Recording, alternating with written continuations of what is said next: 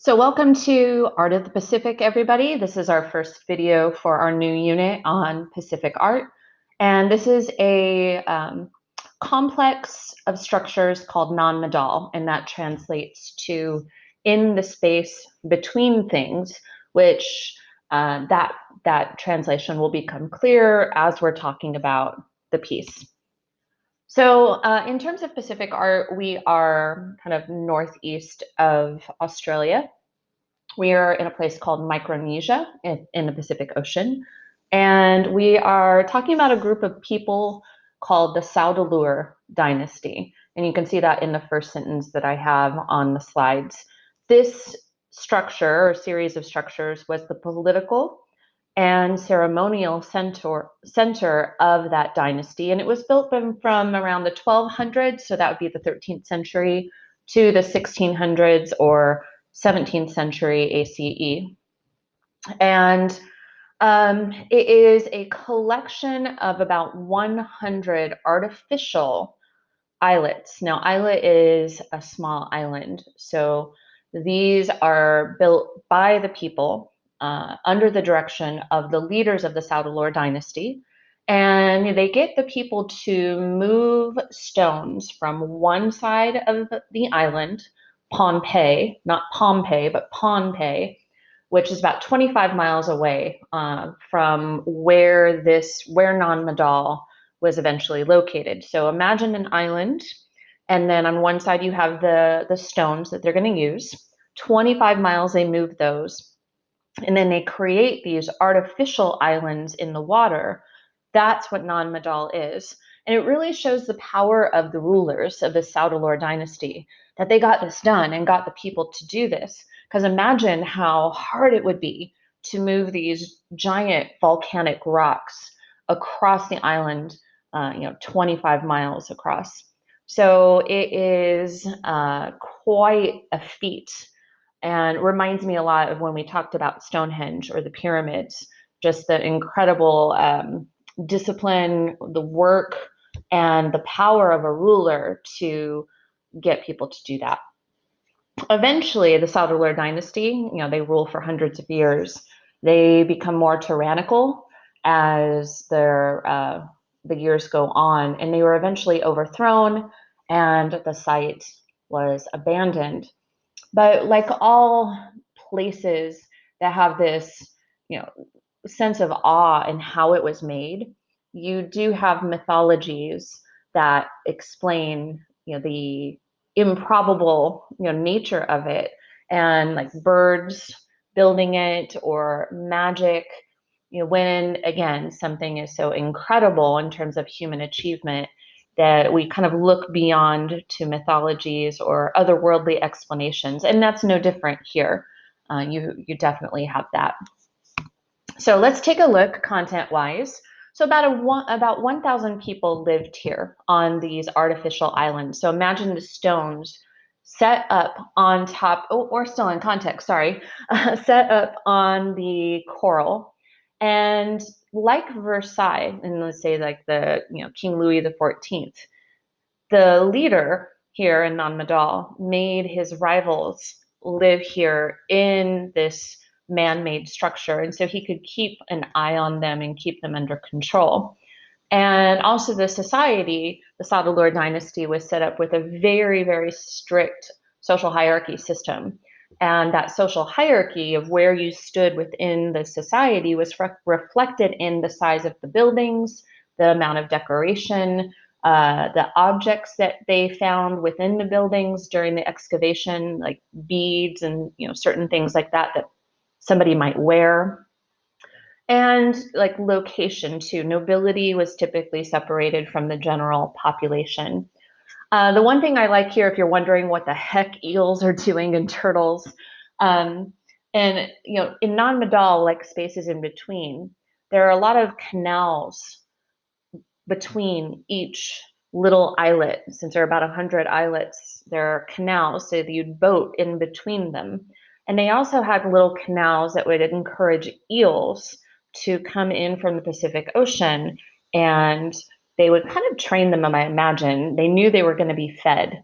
So they were fed sea turtle innards, and the eels were considered sacred to the Saddler dynasty and the people who lived here. And so they encouraged that. And you find a lot of turtle remains, like shells and so on, as they are feeding their sacred eels. So now we're in content. So first of all, it was built on top of a coral reef. Since these are artificial islets or islands, you need to have that foundation. So the foundation is coral. And then they would put basalt stones, which are more volcanic stones, on top. And they built in a way, and that's why I have a close-up on the top right, where you don't have mortar or concrete to stick and keep the stones in place. You're doing kind of this crisscrossing type of organization where some of the stones are horizontally placed in one direction, and then the next layer would be placed in the opposite direction, so that back and forth, back and forth. And the way that the stones, that basalt stones cooled, when the stones cooled, they kind of broke. And when they broke, it broke with a flat sides, almost like 6 flat sides, like a hexagon. So they could really kind of nestle in place. And you can see that with the 2 pictures here that I have. So it was really good for building. It allowed for stability. And again, no mortar, no concrete, nothing to kind of keep those stones in place other than their shapes and how they arranged them in the structure. They're megalithic structures. And you have both residential buildings and you have buildings used for ceremonial practices and events. You also have buildings that were in islands that were very particular for different activities. You might have a burial island. You might have one for the ruler to live. You might have one where you have preparation for food. So lots of different activities, and really the islands were set up for those specific things. And again, series of canals. And so sometimes because of all the canals, Nan Madol is called the Venice of the Pacific, Venice, Italy. And those canals connect the islets together, and you could sail or kind of get in your little boat, like a canoe, and go from place to place. And then they also built a seawall that was on the perimeter in order to protect these small islands from big wave surges or tides. So it allowed more stability within Nan Madol itself.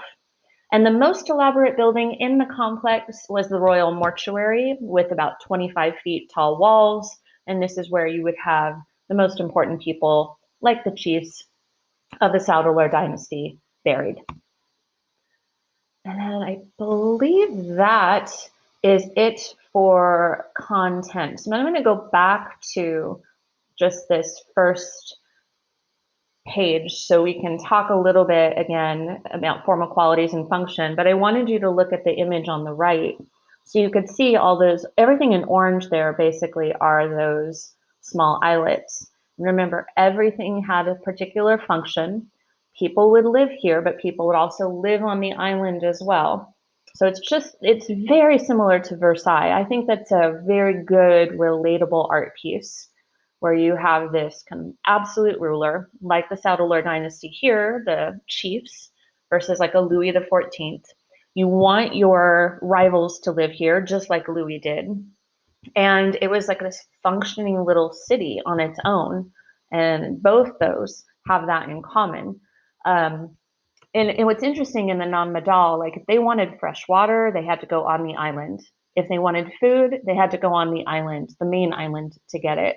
So it's just an interesting choice to build this, these artificial structures here instead of just living on the island itself. But that they wanted that separation and that distinct kind of setup to separate themselves from the remaining, people and the commoners on the island, I suppose. So formal quality and function definitely power. And like social commentary, meaning we're commenting like a social hierarchy. That's what I mean by that. We're not making some grand statement here, but it's commenting on the society and how it is organized here in this island in Micronesia. Formal qualities, I would do form. in terms of how the buildings are structured with the canals in between to allow ease of access, and the form of the buildings itself in terms of how they're structured with the stones to keep the stones in place. And you can also say form as well, and that the bigger islets and the bigger structures showed that this was an important complex in Nan Madol. It like showed somebody of importance or an important ceremonial purpose of that particular islet. So again, that's Nan Madol, our first piece of Pacific art in Micronesia on an island called Pohnpei.